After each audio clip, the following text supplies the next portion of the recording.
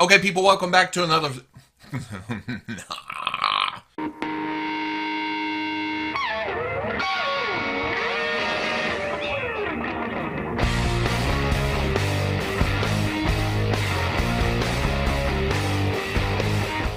Okay, people, welcome back to another Fwoosh review. Tonight I'm taking a look at the Kaiyodo Amazing Yamaguchi Captain America. I probably should have had this review out a week or so ago, but for fans of this line, even if you like it, it's still a little bit intimidating to get into. Look at the figure in the package, in the pictures, and you think, oh, that's gonna be badass, but you know in the back of your head, it's gonna be a pain in your ass. And yes, 90% of these, you sludge through the pain in the assness, burn in hell Venom and Magneto's cape, and you know it's going to be worth it in the end. Keep that in mind. So here I am finally buckling down, saying, to hell with it. I'm digging into this Captain America. Looking at the package, when it comes to the Amazing Yamaguchi line, it's very interesting. There's always something to look at on the packaging. On the end, another promotional shot. On the back, a lot of pretty pictures for truth and justice. And this one makes me laugh. The roar face.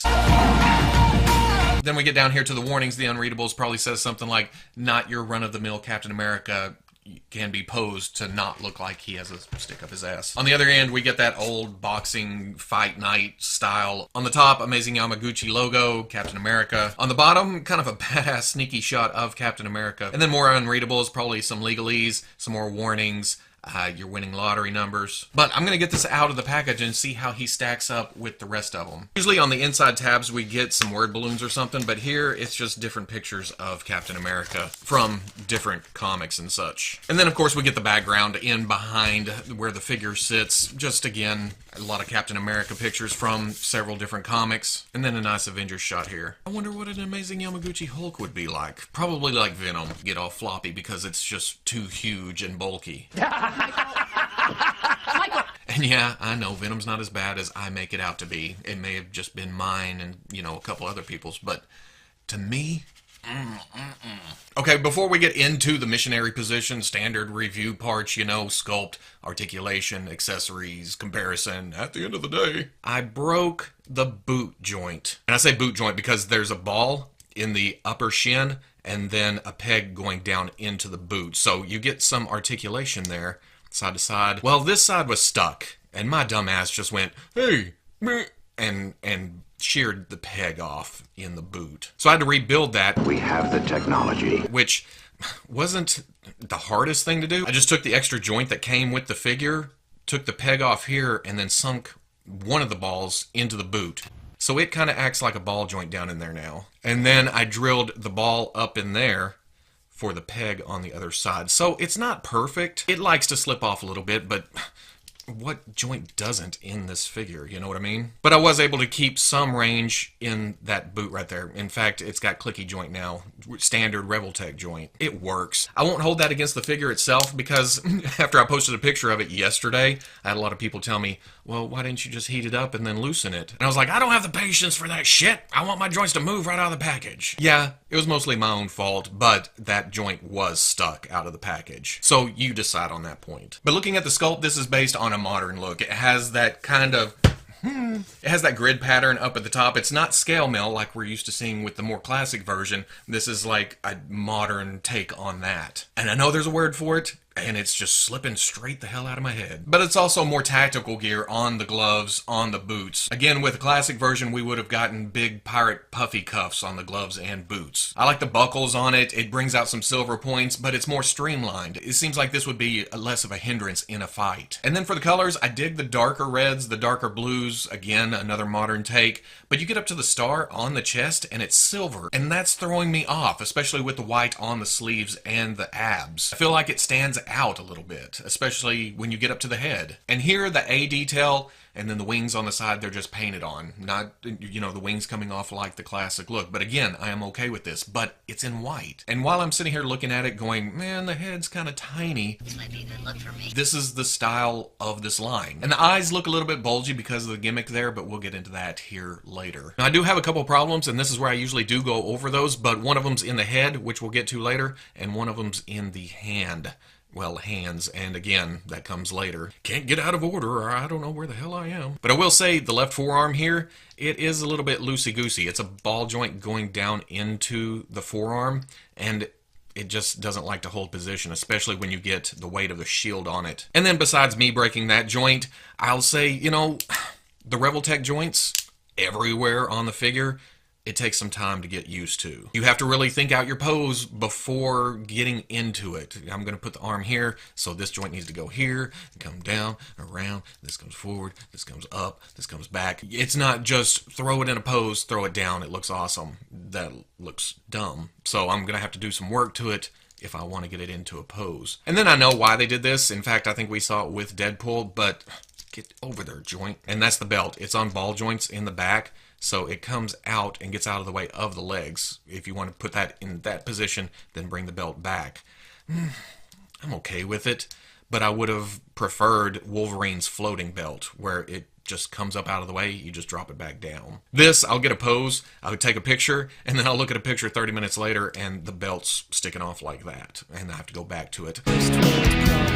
And now for the fun segment when it comes to Revoltech, the articulation. There's a Revoltech joint in the neck. He can look up, he can look down. That's also at the bottom of the neck, and some side to side. That feels more like a ball joint because you don't have to adjust it side to side to get different directions there. Have a swivel, tilt, double Revoltech joint in the shoulder, so you get a shift up, shift down. Usually this is a point that you go, oh, that's nasty looking, but because of Captain America's shoulder pad, it likes to hide that, which that's on a ball joint too. You can get up, around, it doesn't really get in the way of your motioning.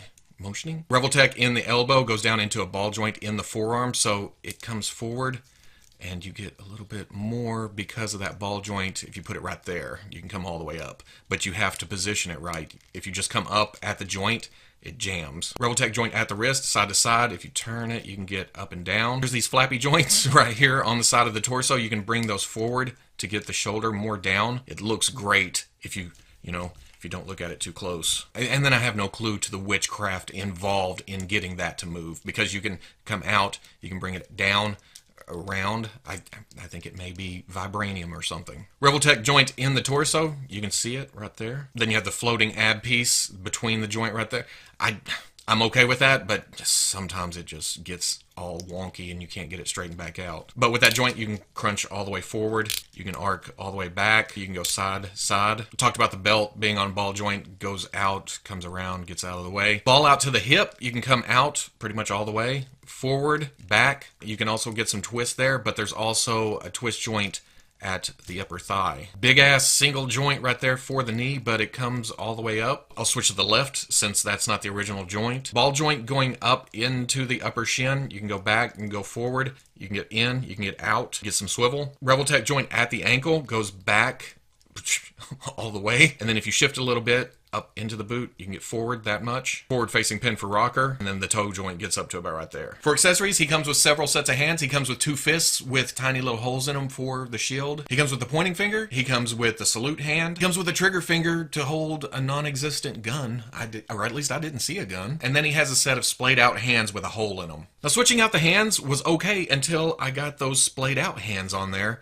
And now every time I try to pull the hand, the joint comes out of the forearm instead of out of the hand. I don't switch the hands much anymore. I mean, it can be done. Pair of pliers, pull those out, but every time I switch out the hands, I don't want to do that. He comes with an extra open mouth screaming faceplate for the helmet head, and both of those faceplates have the moving eye gimmick. The problem I ran into here was, if you look at this tool, see the little white up on the tip? That's where it started breaking as I was trying to move the eye. The eyes in this are so tight that I didn't want to force this plastic piece. But thankfully, my tweezers right here are about the same size, so I can take it and move it around if I want to move the eyes around. To switch that out, you pull the head off. You have this neck piece that covers the joint. Pull the face out from under the helmet. It has 2 pins at the top right there, and you just plug the new one in behind that. Plug it back in, and there is a snap whenever you put this head on, which, remember that. Because there's also an alternate head without the helmet, and the hair is cool. There's not a lot of paint detail to it, but the sculpt is nice. And here, you don't have the moving eye gimmick, you just have the eyes painted on. You pull this head, and you put this head on, and there's no snap. It's kind of just like friction, and if you go to move it around, it likes to just come off. On top of that, it comes down over the neck piece to where it doesn't give you a lot of tilt. You do at the bottom of the neck, but at the top, it pretty much just sits there. And if you try to move it it just comes off. And then we get to the shield. It brings the silver of the chest star over into another component of the overall figure, so it makes it match a little bit better. The red and the blue is candy coated, nice metallic sheen to those, so overall, I dig the shield. I just don't dig the jigsaw puzzle you have to do to get it into his damn hand. I'd like to play a game with you. Before we get into that, he comes with this silver joint right here, and you can plug it into the middle of the shield, and then you plug that into his back, or you try to keep it all together as you plug it into the hole in his back. And that's just to replicate him holding it there, which is cool, but did it need that elaborate a joint?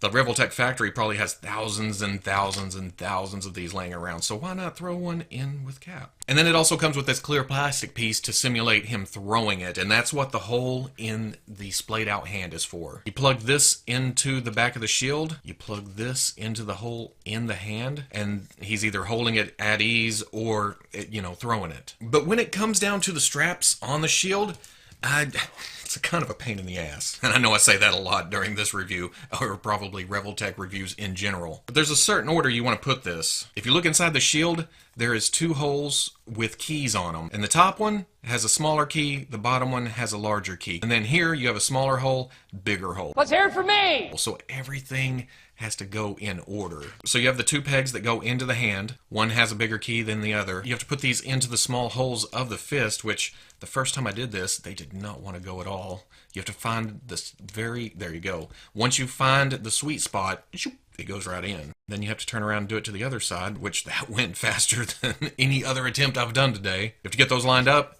You have to bring them around. You have to plug them into the back of the shield. The top one seems really, really tight. I can get the bottom one every time, but you got to kind of do them at the same time. Once they're in, they seem really secure. You have the other strap. Again, smaller hole, bigger hole. You have to get that the right way. The good thing about that setup, it's secure. It doesn't feel like it's just going to fall off like we see with some other Captain America shields. But why couldn't they have just given me another fist with these molded into it? That way I can just plug it in, plug that in, and go. And then there's an effect piece to simulate bullets bouncing off the shield. It's a cool thing. It's got this sculpt on it. It's nicely painted on this side to kind of simulate, sparks coming off the shield. But if you turn it around, you can see the plastic strap and the paint's not as nice on this side. So if you're taking a picture, you have to be aware of which side you're using. But to use that, it just clips on. You got to kind of bow it to get it on the other side. But once you do, it doesn't look bad at all. If you look at this side, you can see the magic behind it. Comparisons are going to have the shield because I'm not taking that sumbitch off again. But here he is with the amazing Yamaguchi Magneto. Magneto is a little bit bigger and buffer, but about the same body style. Here he is with the Marvel Legends Black Panther, just to give you an idea of size compared to, a figure that most of us have. Here he is with the only Marvel Legends Captain America that I have, or at least can find at the moment. And they both have kind of that same modern costume on. And then here's the Mezco 1/12 Collective Captain America. So at the end of the day, it's just as goddamn frustrating as the rest of the amazing Yamaguchi line, but I'll be damned if it doesn't look fantastic once you hit those poses. I think in the package section I said something about being intimidated by these. I was even more intimidated today because I thought, oh my god, I gotta go through all that articulation. I gotta make sure that the joint I rebuilt doesn't go flopping, falling apart or anything. I just hope it works. And you know what? It does work. When it comes down to it, I'm happy to have this on the shelf. It wasn't completely the figure's fault that it broke. I blame my own impatience there. But getting him into poses and getting him in with the other figures of this line,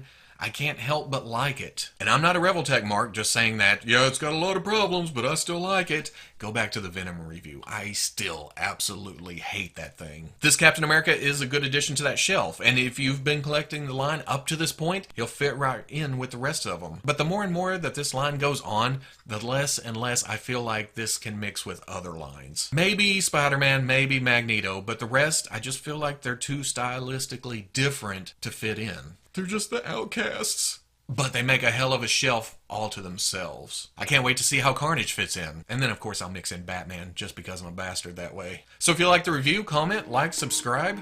I'll catch you on the Fwoosh.